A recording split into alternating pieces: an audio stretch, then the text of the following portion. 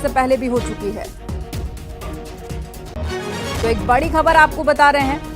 NSA Ajit Doval प्रधानमंत्री नरेंद्र मोदी से मिले हैं और इस बैठक में कई मुद्दों पर चर्चा की गई और पहलगांव आतंकी हमले को लेकर लगातार केंद्र सरकार रणनीति बना रही है और इससे पहले भी अजीत डोभाल प्रधानमंत्री से मिल चुके हैं।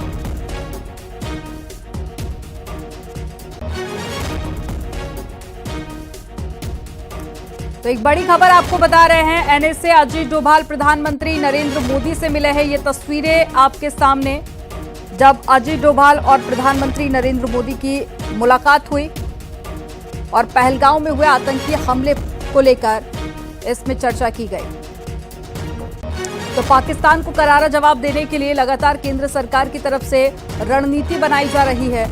इससे पहले केंद्र सरकार की तरफ से कई बड़े कदम उठाए गए हैं पाकिस्तान को लेकर और आगे भी पाकिस्तान को मुंहतोड़ जवाब देने के लिए केंद्र सरकार की रणनीति जारी है। और ऐसे में कई बड़े नेताओं के साथ में प्रधानमंत्री नरेंद्र मोदी ने इससे पहले बैठक की थी और आज एनएसए अजीत डोभाल भी पीएम मोदी से मिलने के लिए पहुंचे।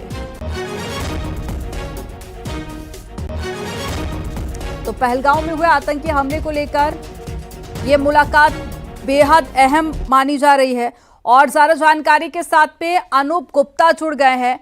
अनूप, एनएसए अजीत डोभाल से प्रधानमंत्री नरेंद्र मोदी ने मुलाकात की है, क्या कयास लगाए जा रहे हैं इस मुलाकात के?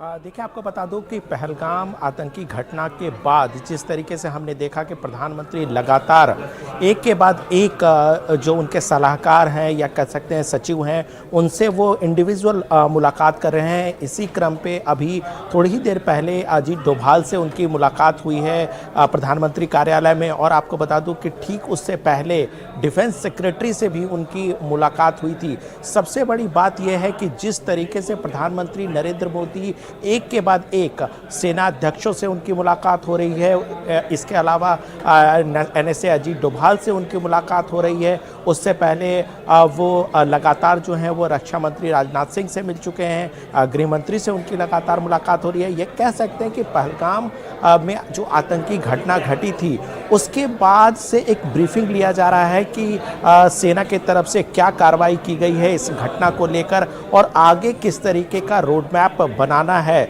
सबसे बड़ी बात है कि सरकार यह स्पष्ट कर चुकी है कि सेना पूरी तरह से स्वतंत्र है और इस पर जो आतंकी घटना घटी है उस पर क्या कार्रवाई करनी है, किस तरीके से जो आतंकी सरगना है उस पर क्या कार्रवाई करनी है, इस पर पूरी स्वतंत्रता जो है वो सेनाओं को है। और यकीन जानिए कि सरकार आगे जिस तरीके से पहले कई फैसले पाकिस्तान को लेकर भारत सरकार ने लिए हैं, आगे भी आतंकवादी और आतंकवादी सरगनाओं को लेकर के सरकार बहुत सख्त रवैया अपनाने जा रही है। जी, लेकिन जिस तरह से हम देख रहे हैं कि लगातार बैठकों का दौर चल रहा है, ऐसे में प्रधानमंत्री नरेंद्र मोदी खुद इसकी अध्यक्षता कर रहे हैं और कई लोगों से मुलाकात कर चुके हैं।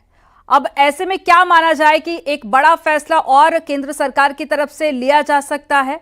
क्योंकि इससे पहले भी हमने देखा कि पाकिस्तान को लेकर 5 फैसले लिए गए, उसके बाद में भी कई ऐसे फैसले लिए गए जिससे पाकिस्तान को मुंहतोड़ जवाब मिल सके। क्या माना जाए कि कोई बड़ा फैसला और हो सकता है? बिल्कुल, देखिए, जिस तरीके से पहलगाम घटना के बाद पहली सीसीएस की बैठक हुई थी उसमें एक तरह से पाकिस्तान को किस तरीके से नकेल कसा जाए, किस तरीके से पाकिस्तान को अंतर्राष्ट्रीय स्तर पर अलग थलग किया जाए, उसको लेकर डिप्लोमेटिक फैसले लिए गए थे। उसके बाद आर्थिक रूप से किस तरीके से पाकिस्तान पर नकेल कसा जाए, यही वजह है कि जो आयात निर्यात है उस पर प्रतिबंध लगाया गया, यानी कि आर्थिक स्थिति से भी पाकिस्तान को कमज़ोर करने की कवायद जो है भारत सरकार ने शुरू की है। दूसरी तरफ यह स्पष्ट कर दूं कि भारत सरकार जो आतंकवादी घटना हुई है इसके लिए जो भी जिम्मेवार है उस पर कड़ी कार्रवाई करने के लिए प्रतिबद्ध है। और जाहिर सी बात है, इसी वजह से तीनों सेनाओं को फ्री हैंड दिया गया है कि वो आतंकवादी सरगना पर सख्त कार्रवाई करें। और आने वाले दिनों में आप देखेंगे कि जो भी पाकिस्तान में इसको लेकर के जो भी इनका जो हैंडलर हैं या जो सरगना है उस पर बड़ी कार्रवाई भारत सरकार करने जा रही है। कुल मिला के ये कह सकते हैं कि भारत सरकार और खुद प्रधानमंत्री नरेंद्र मोदी एक सख्त संदेश देने की कोशिश में हैं और साफ तौर से दुनिया के देशों को वो बता रहे हैं कि अगर भारत की तरफ किसी भी तरीके से इस तरह की घटना को अंजाम दिया जाता है तो उनको उसी तरीके से मुंहतोड़ जवाब भारत सरकार देगी। अनूप, सारे घटनाक्रमों को उठाकर देखा जाए तो एक तरफ जैसे ही भारत और पाकिस्तान के बीच में तल्खी बढ़ी थी, पाकिस्तान ने किसी मुल्क की तरफ अगर देखा था, उससे मदद की दरकार लगाई थी तो वो तुर्की था। और आज की ही अपडेट है कि उसका एक जहाज जो है वो पाकिस्तानी बंदरगाह पर पहुंच चुका है। हालांकि कहा यह जा रहा है कि वो केवल एक सद्भावना ट्रिप है, लेकिन मौजूदा माहौल में इसके कई मायने हो सकते हैं। दूसरा ये कि बीएसएफ ने जो है पाकिस्तान के एक जवान को भी गिरफ्तार किया है। उसके अलावा आज भी एक गिरफ्तारी हुई है पाकिस्तानी नागरिक की बॉर्डर से। तीसरा, लगातार बैठकों का दौर, भारत ने पानी रोका है और अब झेलम का पानी रोकने की भी तैयारी चल रही है। तो कुल मिलाकर तनाव बढ़ता जा रहा है। पाकिस्तान की तरफ से भी एक तरीके से पीछे ना हटने का जेस्चर है, तुर्की का जो जहाज है वो बंदरगाह पर पहुंचना, और दूसरी तरफ पीएमओ के अंदर यह हाई लेवल मीटिंग।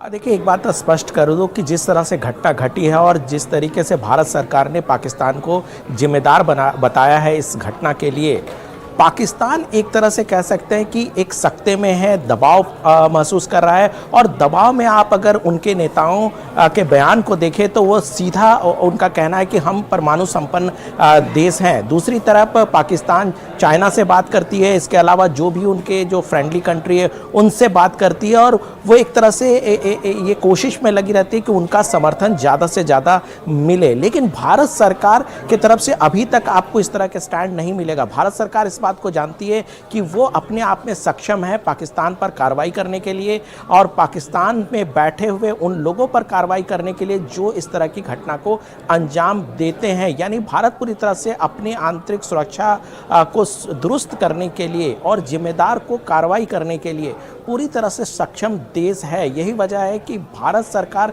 जाहिर सी बात है, इसको लेकर के कवायद कैसे आगे बढ़ना है, किस तरीके का रोड मैप हो, इसी वजह से आप देखेंगे कि पिछले कई दिनों से प्रधानमंत्री नरेंद्र मोदी ने खुद मोर्चा संभाल रखा है और प्रधानमंत्री नरेंद्र मोदी एक के बाद एक इंडिविजुअल बैठक कर रहे हैं, चाहे वो नौसेना अध्यक्ष से की बात हो या फिर डिफेंस सेक्रेटरी से बात हो। लगातार एनएसए अजीत डोभाल लगातार प्रधानमंत्री नरेंद्र मोदी को ब्रीफ कर रहे हैं। ऐसे में कहा जा सकता है कि बिल्कुल, और कल भी हमने देखा कि सेना अध्यक्षों से भी बैठकें हो रही हैं, अलग अलग भी हो रही हैं, एक साथ भी हो रही हैं, और अब फिलहाल एनएसए के साथ ये मुलाकात चल रही है। ताबड़तोड़ बैठकों का दौर जारी है। ये कोई आम मीटिंग नहीं है, ये हाई लेवल मीटिंग है। रक्षा सचिव ने भी प्रधानमंत्री से मुलाकात की थी, गृह सचिव ने भी पीएम से मुलाकात की थी, और अब एनएसए उनसे मुलाकात करें। आप नजर बनाए रखिए। जानकारी के लिए शुक्रिया अनूप।